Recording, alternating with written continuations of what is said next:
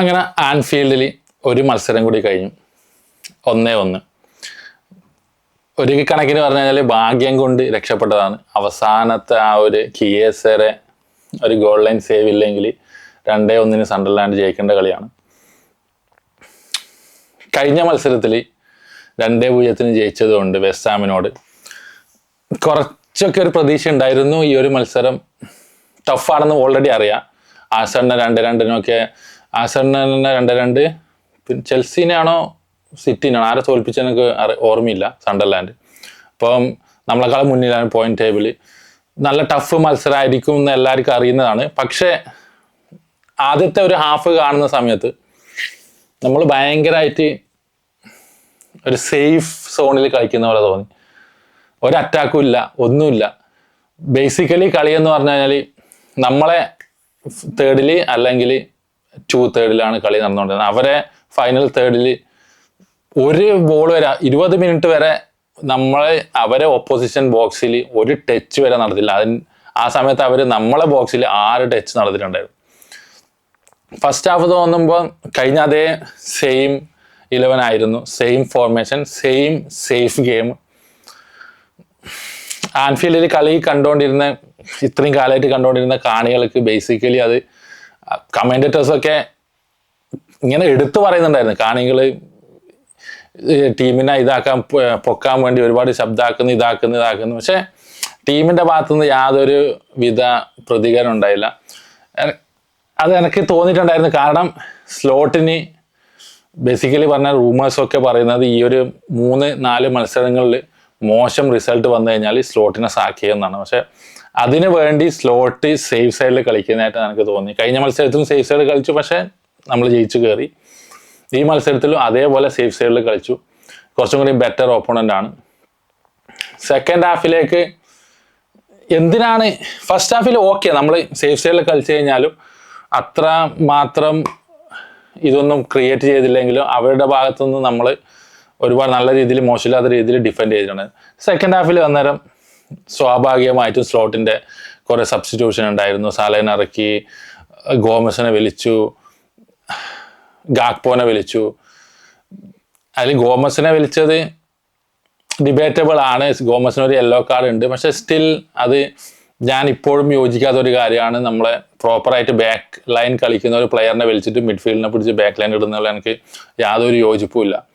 പക്ഷെ still slot ഈ ഒരു സീസണിൽ മുഴുവൻ അങ്ങനെ കളിച്ചു. എനിക്ക് വാൻഡൈക്കിനെ കുറിച്ച് ഒരുപാട് ഇതൊന്നും മോശമായിട്ടൊന്നും അധികം ഇതിൽ പറ്റുന്നില്ല. പക്ഷെ പുള്ളിക്കാരൻ്റെ ഏജ് ആയിട്ടുണ്ട്, യെസ് അത് സമ്മതിച്ചു. പക്ഷെ ഏജ് ആയിട്ടുണ്ടെങ്കിലും ഒരുപാട് മത്സരത്തിലായി ചങ്ങായി ടാക്കിൾ ചെയ്യുന്നില്ല, ഇന്റർസെപ്ഷൻ, ആ ഒരു സ്ലൈഡിങ് ടാക്കിൾ ഇല്ല, അറ്റാക്കില്ല, ഒന്നുമില്ല. ഒരു ചങ്ങായി ഇങ്ങനെ ഭയങ്കര സേഫ് ഗെയിമാണ്. എന്തെങ്കിലും ഒരു പുള്ളിക്കാരൻ്റെ ഭാഗത്തു നിന്ന് തന്നെ ഒരു എറർ പറ്റിയിട്ടുണ്ടെങ്കിൽ ചുമ്മാ കൈവക്കിയിട്ട് കൊണാറ്റോനോ അല്ലെങ്കിൽ ആരാണോ ആ ഭാഗത്ത് കളിക്കുന്നത് അവരോട് ചൂടാവുന്നതൊക്കെ നമ്മൾ ഇതിനു മുന്നിലുള്ള മത്സരങ്ങളിലൊക്കെ കണ്ടിട്ടുണ്ട്. പുള്ളിക്കാരൻ്റെ ഭാഗത്ത് നിന്ന് എറർ വന്നു കഴിഞ്ഞാലും ബാക്കിയുള്ളവരോടൊക്കെ ചൂടാവുന്നത്, മേക്കിട്ട് കയറുന്നതൊക്കെ കണ്ടിട്ടുണ്ട്. ഈ മത്സരത്തിൽ ആ ഗോള് ചങ്ങായി ക്ലിയർ ചെയ്തില്ല പന്ത്. ഒന്നാമത്തെ ഫസ്റ്റത്തെ പാട്ടെന്ന് പറഞ്ഞാൽ ചങ്ങായി പന്ത് ക്ലിയർ ചെയ്തില്ല. മക്കാലിസ്റ്ററിന് തട്ടിക്കൊടുത്താണ്, പക്ഷെ പന്ത് മക്കാലിസ്റ്ററിന് റീച്ച് ആവുന്നതിനും വളരെ ദൂരത്തായിരുന്നു. രണ്ടാമത്തത്, എന്തുകൊണ്ടാണ് അവർ അറ്റാക്കർ വന്ന് പന്തുമായിട്ട് വരുന്ന സമയത്ത് എന്തുകൊണ്ടാണ് പിറകിലോട്ട് വെളിയുന്നത്? ഇത് കഴിഞ്ഞ നമ്മൾ ചെൽസിയോടുള്ള മത്സരത്തിൽ ഇതേ സെയിം കൈസർ അടിച്ച ഗോൾ ഇതേപോലെ ആയിരുന്നു. ചങ്ങായി പിറകോട്ട് വെലിഞ്ഞ് പുള്ളിക്കാരനെ അടിക്കാൻ വേണ്ടിയിട്ട് ഒരു സ്പേസ് കൊടുത്ത്, അത് തന്നെ സെയിം അവസ്ഥയാണ് ഇതും. എന്നിട്ട് നമ്മളെ കുണ്ടി ഇട്ടിട്ട് ഒരു നൃത്തം. ഈ വാൻഡൈക്കിൻ്റെ ആ ഒരു കുണ്ടിയിട്ടുള്ള ഒരു നൃത്തം കാണുമ്പോൾ ശരിക്കും പറഞ്ഞാൽ എനിക്ക് ഓർമ്മ വരുന്നത് നമ്മളെ കോളേജ് പഠിക്കുന്ന സമയത്ത് ഈ കോളേജ് ഫെസ്റ്റ് ഉണ്ടാവില്ല, അതിൽ ആണുങ്ങൾ ബോയ്സ് മാർഗംകളിയുടെ ഡ്രസ്സൊക്കെ ഇട്ടിട്ട് ഇങ്ങനെ സ്റ്റേജിലേക്കെല്ലാം വന്നിട്ട് ആ ബാക്കിൽ ഇടുന്ന ആ സാധനമില്ല, അത് ഇട്ടിട്ട് ഇങ്ങനെ കുണ്ടിനെ കൊണ്ട് ഇങ്ങനെ ഒരു ഇത് വെക്കുന്നത്. അതേപോലെ എനിക്ക് തോന്നുന്നു ചങ്ങായി. ഒരു ശരിക്കും പറഞ്ഞാൽ ഇത്രയും നല്ല one of the best defender in the world, ആ ഒരു വേൾഡ് ക്ലാസ്സിൽ ഒരുപാട് സീസൺ ഇങ്ങനെ കളിച്ചുകൊണ്ടിരുന്നത്. കുറച്ചും കൂടി ഒരു ആവേശമാവായിരുന്നു, കുറച്ചും കൂടി ഒരു ടാക്കിൾ ചെയ്യാൻ അല്ലെങ്കിൽ അറ്റംപ്റ്റ് ചെയ്യാൻ അല്ലെങ്കിൽ ഒരു ക്ലോസ് ഡൗൺ ചെയ്യണം, കുറച്ചും കൂടി അടിക്കാനുള്ള ഒരു സ്പേസ് കൊടുക്കാതിരിക്കുകയായിരുന്നു. അതൊന്നുമില്ല. ഇത് ഈ കളിയിൽ, ചെൽസിയോടിലെ കളിയിൽ, പിന്നെ വേറെ ഏതെങ്കിലും ഒരു കളിയിൽ ഇതേപോലെ നടന്നിട്ടുണ്ട്, ഗോൾ വീണിട്ടുണ്ട്. പിന്നെ ആസ് യൂഷ്വലി സ്ലോട്ടിൻ്റെ ആ ഒരു സബ്സ്റ്റിറ്റ്യൂഷൻ ഞാൻ ഓൾറെഡി പറഞ്ഞതാണ്. ബേർഡ്സിൻ്റെ ആ ഗോള്, ഞാൻ അത് ബേർഡ്സിൻ്റെ ഗോൾ ആ ബേർഡ്സിൻ്റെ പേരിൽ വരുന്നതാണ് വിചാരിച്ചത്. പക്ഷെ അത് പിന്നെയാണ് ഒരു കുറച്ച് സമയം കഴിഞ്ഞിട്ടാണ് പിന്നെ അത് ഓൺ ഗോളായിട്ട് അവർ രേഖപ്പെടുത്തിയത്. ഭയങ്കര ഡിഫ്ലക്ഷൻ ഉണ്ടായിരുന്നു വെച്ചാൽ ഫസ്റ്റ് കാണുന്ന സമയത്ത് അങ്ങനെ തോന്നില്ല, പിന്നെ ചില ആംഗിളിൽ നോക്കുമ്പോൾ ഒരു ചെറിയ അധികം ഡിഫ്ലക്ഷൻ ഓഫ് ദ ടാർഗറ്റ് പോകുന്നത് പോലെ ആയിരിക്കും. അതുകൊണ്ടായിരിക്കും ഓൺ ഗോൾ കൊടുത്തതെന്ന് തോന്നുന്നത്. അത് വേർഡ്സിന് കൊടുത്തിട്ടുണ്ടെങ്കിൽ കുറച്ചും കൂടി നല്ലതായിരുന്നു. അവസാനത്തെ ഒരു 10 മിനിറ്റ് ആ ഗോള് വീണതിന് ശേഷം കുറച്ച് ഒരു അറ്റാക്കിങ് കളിച്ചിട്ടുണ്ടായിരുന്നു നമ്മൾ. 84 മിനിറ്റ് മുതൽ കുറച്ച് അറ്റാക്കിങ് കളിച്ചിട്ടുണ്ടായിരുന്നു. അല്ലാതെ ടോട്ടലി ഓവറോൾ മത്സരം നോക്കുന്ന സമയത്ത് വലിയ മെച്ചമായിട്ടുണ്ടായിട്ടൊന്നും തോന്നില്ല. പക്ഷേ സണ്ടർലാൻഡ് കുറച്ചും കൂടി നല്ല ടീമാണ്, കുറച്ചും കൂടി നല്ല ഒത്തൊരുമയോടെ കളിക്കുന്ന ടീമാണ്. എന്നിരുന്നാലും